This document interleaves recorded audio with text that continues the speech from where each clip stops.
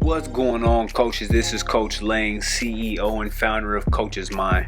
We are excited to be bringing you this podcast because I know this is one of the things I feel like is very important that we don't do enough of as coaches is discuss picking different offensive systems. So this podcast, we're going to be breaking down some of the three important things that you need to know when you're going about picking an offensive system.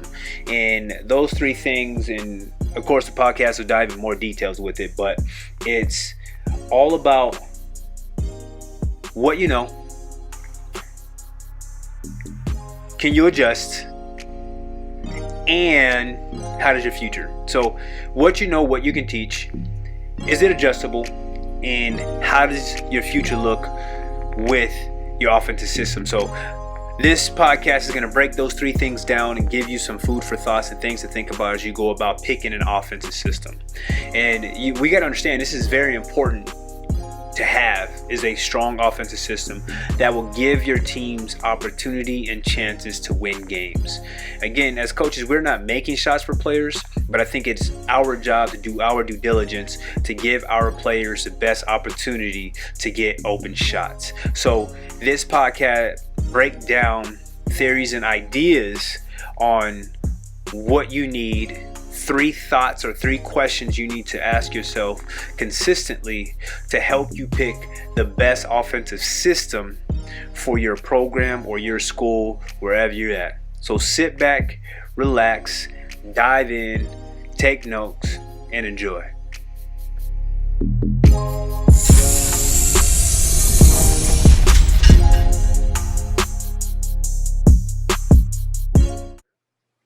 All right, coaches, welcome to the podcast. So I'm pretty excited about this. First and foremost, I'm trying something different, doing it with a PowerPoint. I figured since I used to be a teacher back in the day, this might help keep my thoughts organized and give you guys something to look at so you guys can see and use as your reference as well. But like we talked about earlier in the introduction, this podcast is going to be about picking an offense or picking an offensive system.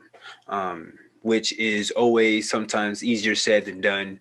If you're a high school coach, sometimes you have a huge gap between your varsity team, your JV team, and your freshman C team, or even if you have more a B team, a sophomore team. There's gaps in between, and all the athletes can all do different things. So this podcast is going to be geared to give you ideas and thoughts on how to go about picking an offensive system that's going to help you be successful for years to come. So let's go ahead and dive into this. So the first item that you need to know when you are picking an offensive system is what is something that you can teach with clarity and confidence that you can get your players to do. That is very important to understand, is that, remember, you're a coach, you're not playing, right? So it's not what you know, it's what your players know and what they can do. So what can you as a coach, can you teach easily with clarity and confidence? The better you are able to teach with clarity and confidence, the more confidence that your players will have hitting the floor with clarity and with confidence, because they know what they expect from you and what to do and how to go about doing it within the offense. I think you need to figure out whatever offensive system you pick is what fits your personality. I know there's a lot of things that are popular right now, positionless offense, pick and roll, all these things that allow players to have freedom, so to speak, and to just play with freedom. And if that's not your personality as a coach, I think that's okay. I think the first thing is you got to accept that, hey, I'm not a coach that is okay with my players playing so free. I need more structure. I need to make sure certain guys are getting certain shots in certain spots. And that's okay. I think either one of them is fine. I think you just got to own whatever one you are. Either system of being positionless, freedom, dribble penetration, dribble drive, all those type of offenses that get your players into situations where they are able to make those plays without being, I guess, given by a set or anything by a coach. It's it's something that you got to be okay with, and I think you got to know what kind of players you have and their IQ to the game as well. But going back to it, if you're a player or a coach that likes control, I think that is completely okay. I think you just got to own it and do it the best way you can to allow your players to have freedom within your control. I mean, that's basically any system, but some coaches like more control than other, and I think that's okay. And I think you got to be able to just accept that and own that. I think you got to understand your player's IQ. And the reason why I say that is I know in high school, for example, is I know you get a lot of multi-sport athletes. Some guys are more baseball or more football guys. Some guys are more basketball guys. And within that, you can have guys that play the game a lot that have a high IQ. But then you might get quite a group or a group of kids that don't have a high IQ at the game of basketball. So if you're going to play, let's say, positionless basketball, I think you got to have a team that has a pretty decent IQ out there. You can teach them, you can show them, you can break down drills, and all these short-sighted games that you can do to help your players' IQ. But I think picking an offensive system and understanding your players' IQ plays a huge role. Let's go with my experience is the school that I was at, we had a lot of football players, and those guys were predominantly football players. The school culture was predominantly football, right? Football was the powerhouse. So these kids weren't going to just go work on basketball on their own, right? They weren't going to develop that IQ. I had a player or two players that were rare that did both and did both at a high level. But majority of those guys were more football guys. And understanding like my football background, in playing it and seeing it and coaching it at a short period of time in my life, I understood that football guys need to be told kind of what to do, right? Like if you think about a football play that's being called I right 24 dive, you're telling each and individual player where they're going, what they're doing, and how they're doing it. And in the game of basketball, it's kind of a free-spirited type of a sport with some control, with some structure. But if your guys aren't in the gym developing these little basic things that you need for basketball, IQ, understanding players, cut, passing, all of these little things, you might want to consider an offense that is more controlled. If you have a lot of football guys that aren't really diving into the basketball side of things. But if you have guys that are doing both at a high level and have an IQ that are athletic, then you might be willing to play more of an open, free-ended type of an offense, and that's okay. But I think you got to know what kind of players you have in their IQ to even pick an offensive system. Like I mentioned earlier, it's not about what you know, but it's about what you can teach, right? Because at the end of the day, it's about execution. Now, if you listen to my other podcasts about offense wins championships and defense gives you a chance, you got to be able to get your guys to execute. And what I mean by execution is being able to run your action that you want and putting the ball in the hole, right? You can run the action you want and miss a shot. That's still not going to gain or help your lead. So I think it's all about what you can teach and get your players to do. So if you're a coach that likes to kind of show the knowledge that you have, that's great. But if it's not getting your guys easier shots or the ball in the hole, it doesn't really matter all the knowledge you have. It's about the knowledge your players have and what they can do with it on the floor. So that's something to understand too. It's not about what you know, but what you can teach. Item number 2 that we want to look at is what is something that is easily adjustable during games and over the years based upon your personnel. I think you got to understand what is coming into your program. You know what I mean? Like if for my example, I had a school that was predominantly football heavy. So I had a lot of guys coming in that were football players. So I had to just be honest with myself and look at what would fit those guys to get open shots, right? Because at the end of the day, I think as a coach, it's our job to help our players to get open shots. If they're not getting open shots and all their shots are contested, I think that's us as coaches. We can do better at getting things or gearing things to getting them open shots. Now, we're not going to make the shots for them It's our job to practice and work on them to help them get better at those open shots. But are they getting open shots? So I think what you need to look at when you make adjustments are your players getting open shots? Do your players get open shots? Whatever offensive system are you running, are they getting open looks? And are those open looks because of your action that you're creating within your offense to get that open shot? Or you got to be real with yourself. Is it if you're like looking at like, man, we're getting a lot of open threes. Well, is that because your team is really not good at threes and teams are leaving you open at the 3-point line, right? Or is it because you had a guy penetrate 2 feet in the paint, jump stop, kick, and the other team still tries to close out to contest that shot? But is it an open shot? So I think you need to know or look at when you are looking at creating an offensive system is, are your plays getting open shots? And can this easily be adjustable in games, right? If it's something that's difficult to adjust, you might want to consider thinking about that. What does your bench look like? And that's a big thing that I think all of us as coaches need to look at. And I know we do, but I think that's something to really deeply look into. For example, is if you have a team, you have really solid guards. You have 4 solid guards, right, within your program. If you're a high school coach, 4 solid guards. They can do a lot of things. Pick and roll offense sounds amazing, sounds great. You can probably move them around. But off your bench, you maybe have 1 extra guard coming off, but then you have 2 or 3 solid bigs that are hybrids that can do some things, but they're not strong enough to be on the wing to do the things that guards do, but they're better than your other players that can make plays. I think you got to look at what your bench looks like when you're going to pick an offense, right? If you're going to run, let's say, example of a dribble drive type of offense, that's usually 4 guards, or you got a hybrid type of a post. But if your bench has more bigs coming off than guards, then I don't know if that offense is going to necessarily fit your personnel, because your guards can't necessarily play the whole game. They're going to need to rest. So what does your bench look like? How deep is your bench? How many guards do you have? How many post players do you have? And how many of those players are your top players? And I think that would determine what kind of offense that you run. And that will help you pick the offense that you run.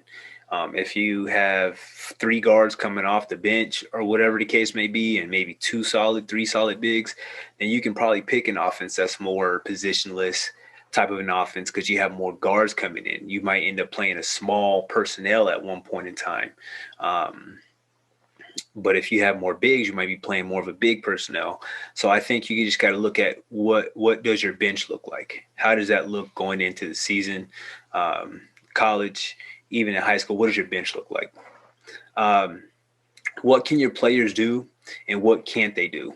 I know we do look at that as coaches, but I think it's being more realistic about it and being honest with ourselves, because we're so transformational type of guys that we believe that our guys can do some things. But I think it's being real with ourselves, saying these guys just cannot do whatever that is. They just can't do it. We've practiced it, we've worked on it, and it's consistently bad. That's just being real. And that's just analyzing your team through open gyms, through leagues, through preseason, through games, through film. I think do what your players can do and not do what they can't do. I know we want to work on those things, but I think it might just be best to just continue to get better at what you're really good at, work towards those weak things. But you know what I mean? Don't try to make a circle fit in a square or a square try to fit in a circle. Do what your players can do. All right. Item number 3, when you're trying to pick offense, how will your future athletes fit this system? That's a big piece, especially in the high school, even in college. I think you need to figure out what kind of guys are coming through your program. What is the school culture? Do you have a feeder program? If you're a high school, do you have a feeder program going from, let's say 3rd grade all the way into high school? Now, if you had something like that, I think you can really, really hone in onto a system that you truly like and truly want. So I know a coach, he was known for the dribble drive offense, but he started off with the dribble drive offense when he first moved to the high school he was at. And he had a lot of football guys. And those football guys, needless to say, weren't basketball players. Struggled to shoot, struggled to understand the game, all those little things that we take for granted, passing, all of those things. He ended up developing a feeder program. And his feeder program went from second grade all the way to high school. But within that, he started teaching him the dribble drive offense from second grade to high school, the intricate parts, what is needed and how to go about it. So he developed kids into that system. So by the time they got to high school, they knew it like the back of their hands, and he had players that could run the system. So if you have a feeder pattern, whatever school you may be at, I think you can kind of pick whatever system you want and just kind of gear it towards it as the future goes on. Now, whatever you pick, you got to realize you may end up losing some athletes. So if you do dribble drive, right, the bigger kids that feel like they can't fit, they may not play basketball anymore because they're like, well, I don't fit whatever he's trying to do. And that's okay. And I think you got to be okay with that as a coach. But let's just say you don't have a feeder program and you go off with the athletes that are in your school. Well, I think you got to figure out what is your school culture. If you have if your school culture is, let's go sport wise, is majority football, let's say, well, I think you have to pick a system that will help football players, because usually that means they're your best athletes and your better players that's coming in that can do some things on the court. They may not be your best basketball player, but they're your better athletes that can do some things, right? And usually the guys that don't play football aren't the greatest athletes, but they can kind of fit into the mix. But majority of your athletes are coming from the football field. So you got to pick something that will fit them. They may not be guys. Basketball might be their sport. They just play to stay in shape. And if that's the case, I don't think picking a dribble drive type of offense will fit those kind of kids. Why? Because if they can't shoot, the teams are just going to collapse on you, force you to shoot, and it's just going to be a shit show from there. So I think you got to know the culture of your school. If it's a predominantly, let's say, basketball culture that you built or you got into, then I think you could be a little more open, because I think you got guys that are playing more ball outside of, let's just say, high school or wherever the case, they're developing their game. And if that's the case, I think you can play more of the motion type of offenses that allows your players to just play and be creative and think the game and play the game. But I think if you don't have that, I think you need to be more controlling, more structured continuity type of offenses if you're in a school that's not predominantly basketball type culture, and basketball is like the second thing that's hot within the school. But in college, I think you got to be able to find out what kind of athletes you can recruit. You know, unless you're like D1, Duke, Villanova, those cats that are at the top of the top, they basically can almost get whatever athlete they want. So they can get and pick whatever system they want, because they can almost get whatever athlete they want and fit them into that system. But if you're like at the Division III, even at the Division II, NAIA, those type of schools, I'm going to say Division III in particular, because that's where I'm at right now at Puget Sound, is we go for certain athletes that we hope to get, but at the end of the day, it's a hope for, because kids have to pay to go to school there anyways, right? So they're not on scholarship. So we can only get certain type of athletes to come to our school. So whatever system that we're putting in has to fit whatever athletes that we're able to recruit in to come to our school. And that's important to understand. So does your system fit and help your future? If it does not, reconsider that and think about all levels of your program and how does it fit each one of those levels. I truly think if that's the case, it's something to really consider. So let's go ahead and let me give you my final thoughts about all of this.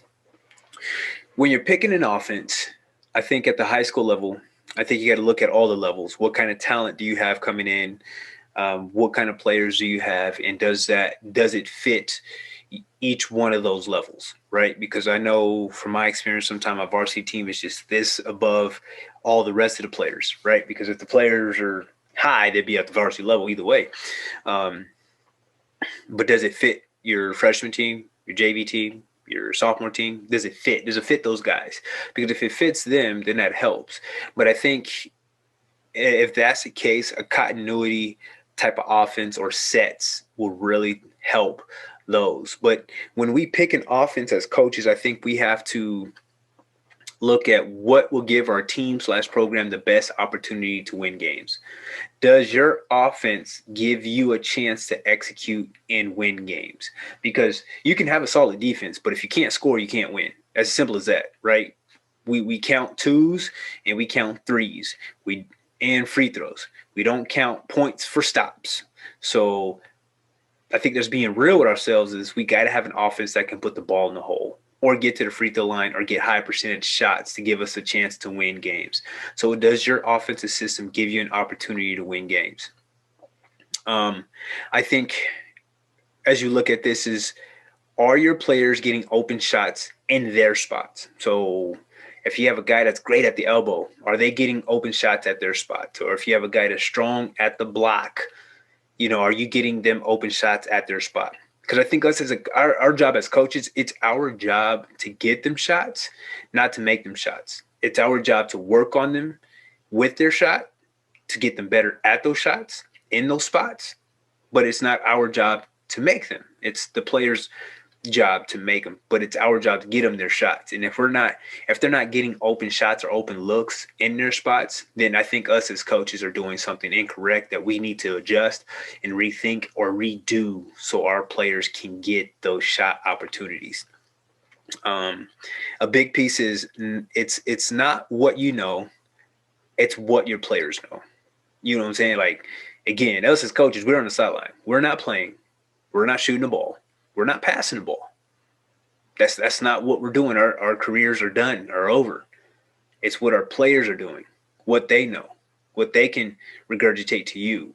What kind of shots are they getting? It's what they know, what they can do. It's not about what you can do, it's what they can do. So it's about what you can teach, and that's very important to understand and remember that. Understand your conference and what teams are trying to do to you. Like, what does your conference do? Is it majority man, majority zone? What do they do within your conference? What do a lot of teams see? What do a lot of teams see a lot of? Is it a lot of pick and roll? Is it a lot of motion? Is it a lot of continuity type of? What is it that your conference is doing, and what offense can you pick that will allow you to have the best opportunity and chances to win games? And like I told you in previous, is you got to be able to answer those three items. That's going to help you pick the offense that fits you the best.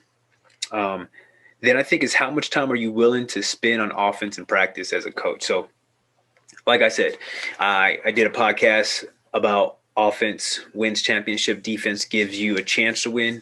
But I just know that a lot of coaches spend, let's go 60-40, 70-30, even 80-20 on defense. And if you're a man-to-man type of coach, there's so much intricacies within man-to-man that you have to teach that it takes a lot of time and a lot of effort within practice, which is almost 80 to 90% of your practice time. So if you are trying to teach a motion offense and have a man-to-man, I'm going to say at the high school level, that'd be tough to do. You only get a certain amount of time in a gym. And if you're trying to have a great man-to-man defense and a great offense, something has to give. You can only practice for a certain amount of time. You can't be in the gym for 4 or 5 hours trying to teach all the intricacies of this. So I think you as a coach have to find out what is important to you. Like, if you're a big man-to-man and defense is where you want to hang your hat, that's awesome. That's great. Then I don't think you pick an offense that is as complicated as your defense. It's just not going to work well together. Okay. But if you have a simpler defense, I think you have a more complicated offense. The more complicated your offense, the simpler your defense. And the more complicated your defense, the simpler your offense. As simple as that. You can't have two complicated things. You just don't have enough time to teach all of that. I think at the college level, you can up that a notch. I think you can have a little more complicated with the amount of time and practice that you have. But even that can be iffy with certain amount of time that you have. But you have more time, so you can up the difficulties of both if you're trying to do both. But that's how much time are you willing to spend in practice on those items. Um, And to recap it's about what you can teach with confidence and clarity so that your players can do it with confidence and clarity. Is the offense that you decide to pick, is it easily adjustable? Um, does it fit your personnel? Does it fit your bench? Does it fit your future? What is coming into your program? Do you have a feeder program? What can you recruit? Those are the three things when picking an offense you really got to hone in on.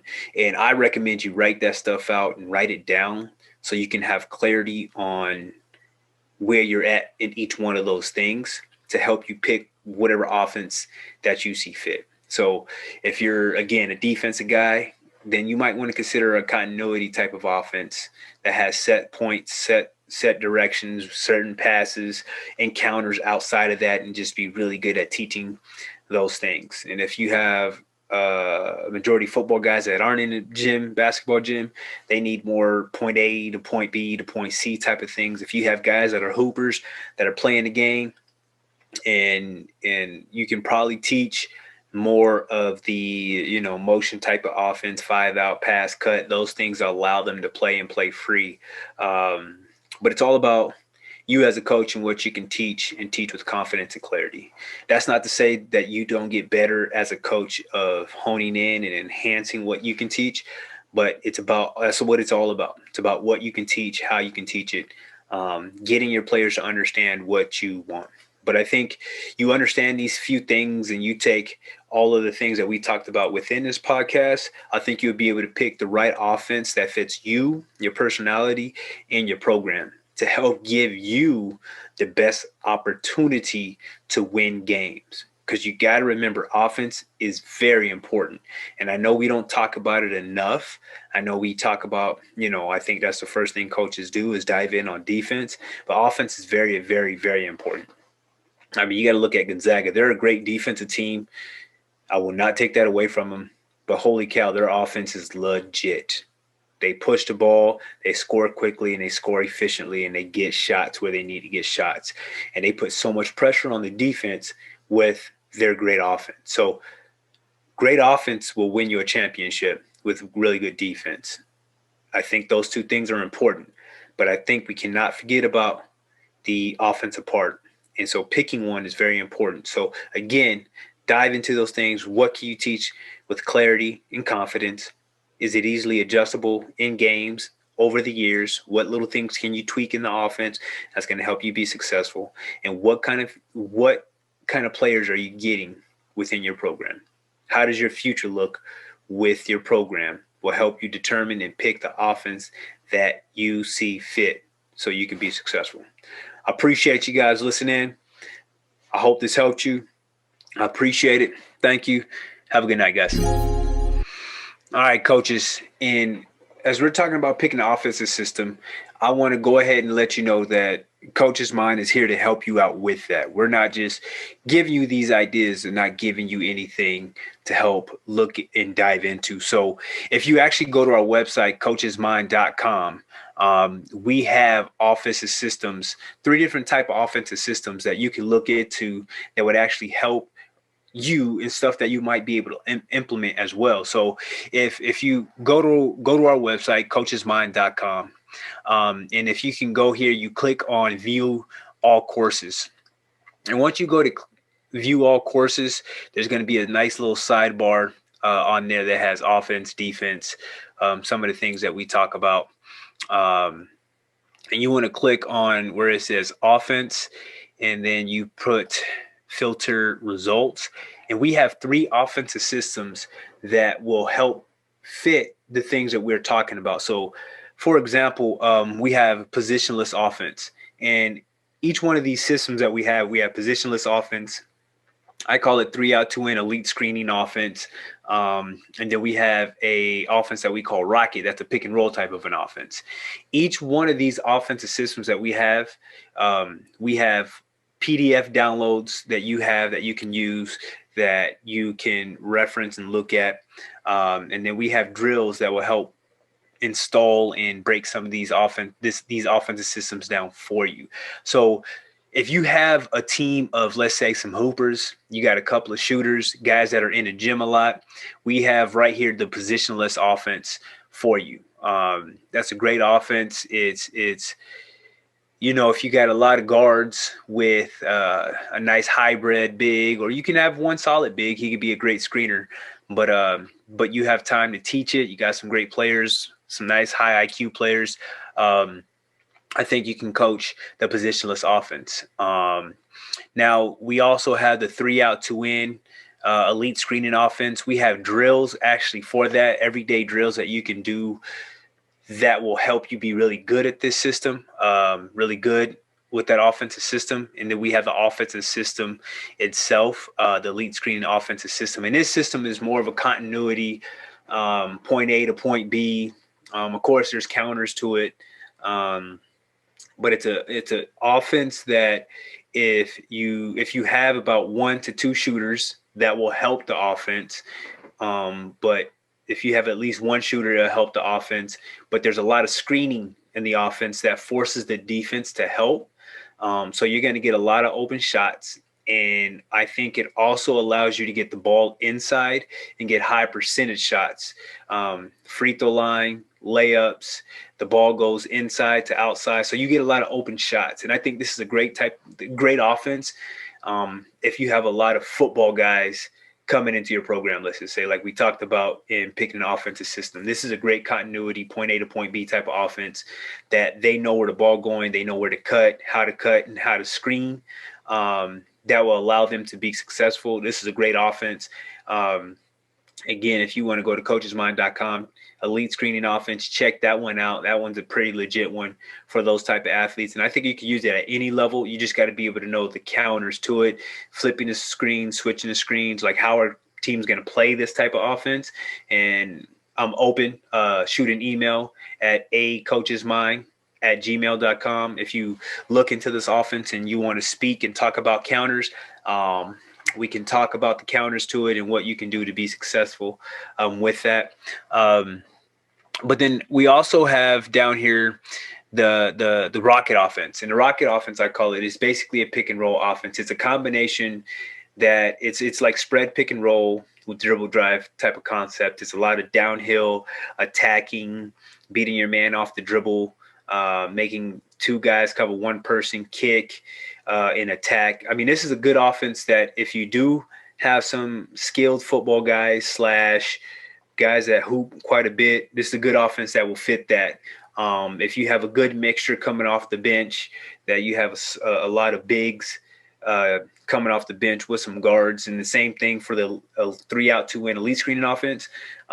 If you got a lot of bigs coming off the bench and whatnot, that's a good offense for that. But the rocket offense is a really good offense too. Like I said, it's dribble penetration, pick and roll, different types of pick and rolls to get you open and create open shots. And if you have a couple of guys that can shoot, a couple of guys that can make some plays off the dribble and attacking the basket, this will get you high percentage shots, wide open threes. It's a great offense if you have a combo type of players. And if you're a place that can recruit downhill type of ball handlers, Westbrook type of guys that can attack downhill fast and hard and aggressive, great offense for you to look into, has PDF files and everything for you to download and use if you sign up and be a member at Coach's Mind, which is a great opportunity as well. So on this site as well, since I'm on it, our podcast is on there. That's at the top. You just go ahead and click up there. You can get all of our recent podcasts and all the channels our podcasts are on and linked to. But we have all the information that you need to be successful. So if you're going to pick an offense, check out coachesmind.com for our 3 offenses systems that can help you. Positionless offense, we actually had that taught by Aubrey Shelton, the head coach at Puget Sound University. We have the positionless offensive system with the transition offensive system. So we had the transition for the positionless offense, rocket offensive system, and then we had the elite screening offensive system with everyday drills. So we got everything for you to be successful. Check it out, dive into it, become a member, and you're able to get these all three systems for a very cheap price, less than $1 a day. At $5.95 per month. That's less than $1 a day for all this great stuff to help build yourself as a coach, help build your program. So go to coachesmind.com, check that out. And that's here to help you pick your offensive system.